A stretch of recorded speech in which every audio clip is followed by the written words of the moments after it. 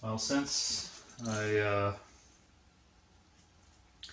don't know what to trust anymore, I've gone back to this a lot, especially recently. I was born into a Catholic family, and this is actually my mother's Bible, but I keep going back to this. This that I, a year and a half ago, made fun of to my roommate, and then had to put my foot in my mouth because, I don't know, this could actually be a depiction of our Earth or something similar to it. But as you can see, there are waters above the firmament in this picture, and then it has firmament of the sky, which might allude to some type of liquid up here, maybe. But, of course, this is an illustration.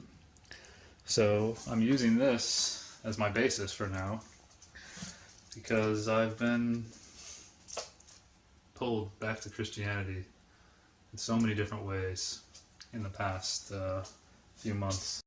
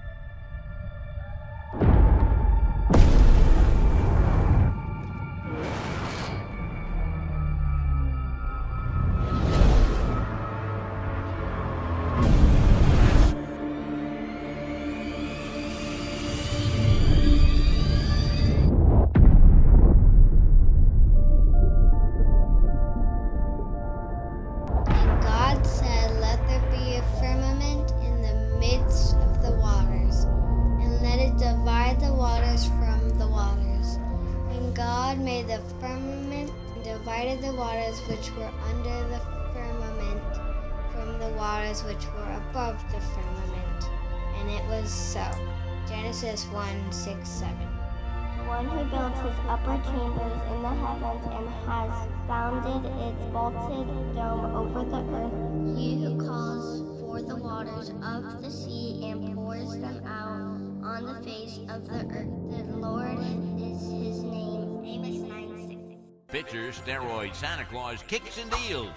It's a long fly ball going back. And the ball shatters the sky, bringing the ocean itself down into the stadium. Oh, Simpson just broke this dream's reality wide open.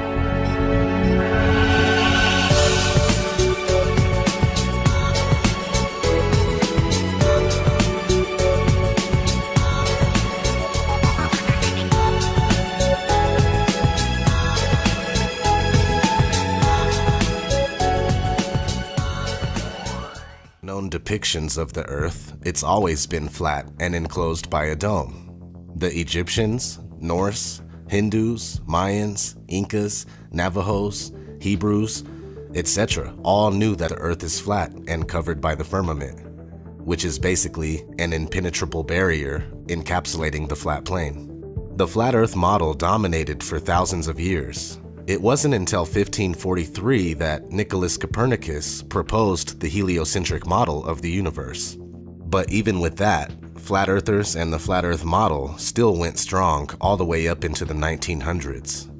We see proof of that with books like Zetetic Cosmogony by Thomas Winship, published in 1899, Terra Firma, The Earth Not a Planet, Proved from Scripture, Reason, and Fact by David Wardlaw Scott, published in 1901, or even Kings Dethroned by Gerard Hickson, published in 1922, where the author details all of the problems with heliocentrism and the mistakes made by people like Copernicus, Einstein, Newton, Kepler, etc.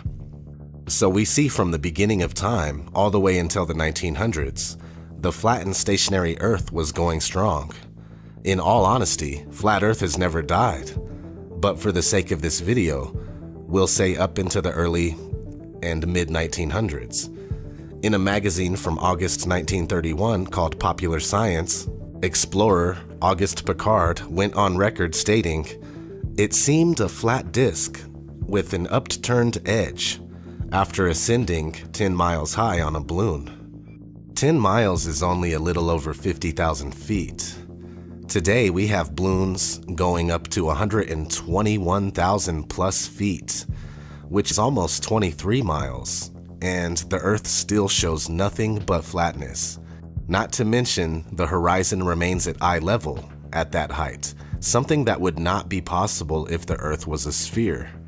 Mainstream science says that curvature becomes visible at 35,000 feet. It simply is not so. Now let's run through another timeline, the timeline of trying to hide the flat Earth. Now we're gonna exclude Copernicus here. We know that heliocentrism, spinning ball Earth, has been pushed since the 1500s, but it wasn't until the 1900s that moves were made to hide the true shape and nature of the Earth. In fact, they started programming us in 1912, before Earth's shape was even proven, supposedly. With the founding of Universal Pictures, we have been shown a spinning globe before every movie by that company for over 100 years.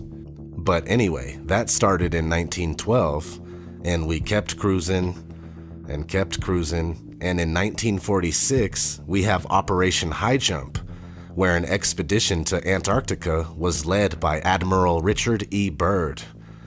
They say they went to Antarctica to train, test equipment, and test the possibilities of establishing and maintaining military research bases. They claim to have charted the Antarctic coastline during this time. Who knows what else they found? Fast forward a little bit. 1955, Operation Deep Freeze. This is just an expansion of High Jump, where more research bases are added to Antarctica. Fast forward a little more, 1958. NASA is established, followed by the proposal of the Antarctic Treaty in 1959, and the implementation of it in 1961. The treaty basically puts Antarctica off limits to civilians, with the exception of guided tours that are carefully supervised. In 1962, Operation Fishbowl takes place. Now this is where people start thinking that they found the firmament or dome during Operation High Jump or Operation Deep Freeze, because for some reason, they started firing nuclear missiles straight up as if trying to mess with the firmament somehow. And not to mention the name of the project, Fishbowl, easily symbolic for the enclosed nature of our world. They called it Operation Fishbowl, and it was to shoot missiles into space because they thought they had the power to finally break through the firmament. And actually what happens, if you read the rest of the article, these missiles would hit up at a certain altitude, and then light would shine all the way to the other hemisphere. And the reason that was is because they were hitting that glass, and the glass was reflecting it all the way across the sky. It's not some globe Earth where they're just trying. Why would they just shoot a missile in the air to see how high it can blow up? Like, are they just playing with rubber bands? Like, they're doing it for a reason, and they called it Operation Fishbowl for a reason. Dominic is from the late Roman italic name Dominicus, and it means belonging to God. And then that word chama is a fixed, massive, irregular, inequivalent shell.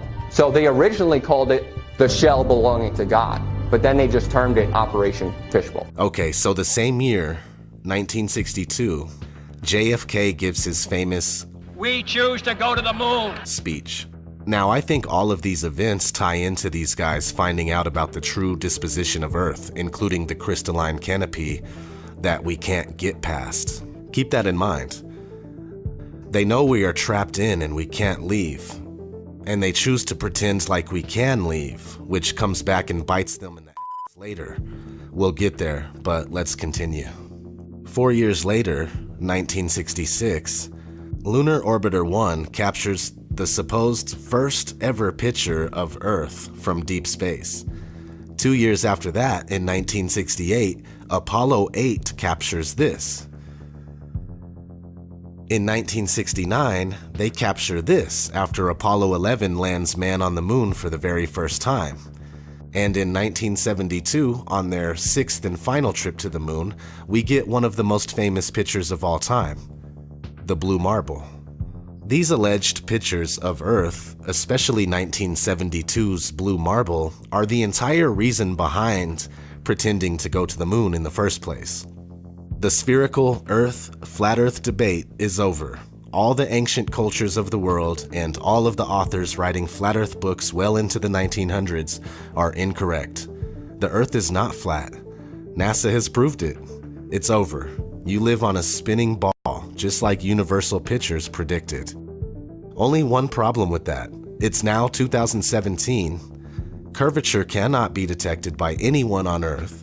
Motion can't be detected, nor has it ever been proven, and now all of a sudden we can't figure out how to get past low Earth orbit.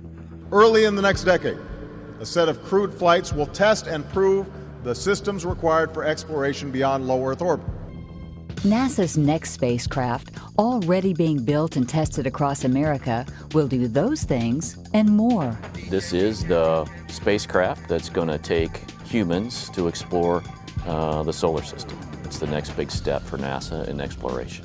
Called the Orion Multipurpose Crew Vehicle, or MPCV, this next-generation spacecraft will enable America to explore beyond low Earth orbit. As we get further away from Earth, we'll pass through the Van Allen belts, an area of dangerous radiation. We must solve these challenges before we send people through this region of space. The kinds of technologies that we're testing out on Space Station are definitely helping us with our goals of going beyond low Earth orbit. I think and many would consider it maybe even science fiction. The plan that NASA has is to build a rocket called SLS, which is a heavy lift rocket. It's something that is much bigger than what we have today, and it will be able to launch the Orion capsule with humans on board, as well as landers or other components to destinations beyond Earth orbit. Right now, we only can fly in Earth orbit. That's the farthest that we can go. And this new system that we're building is going to allow us to go beyond and hopefully take humans into the solar system to explore. So the moon, Mars, asteroids, there's a lot of destinations that we could go to, and we're building these building block components in order to allow us to do that eventually. Low Earth orbit is between 99 miles and 1,200 miles away. So we'll say that we can't get past 1,200 miles, and that's a big problem because the moon, according to the heliocentric model, is about 237,000 miles away. Now that's a big difference. Why was it so easy to go to the moon 6 times between 1969 and 1972, but we can't go even 1% of that distance now in 2017? Yeah, 1%. We can't even go 1% of that distance. Of course, they blame it on the idea of a radiation belt, but the truth is that the Van Allen belt is a cover story for the firmament. We live on a flat plane inside of an enclosed structure. It has always been this way, and it will always be this way. The ridiculous notion of us living on a spinning ball darting through infinite space is very new on the complete timeline of mankind. And at the rate things are going, it won't be around much longer. The deception of heliocentrism will have been a very short-lived attempt at removing man from his and her divine nature. This is ODD TV. The heavens declare the glory of God, and the firmament showeth his handiwork.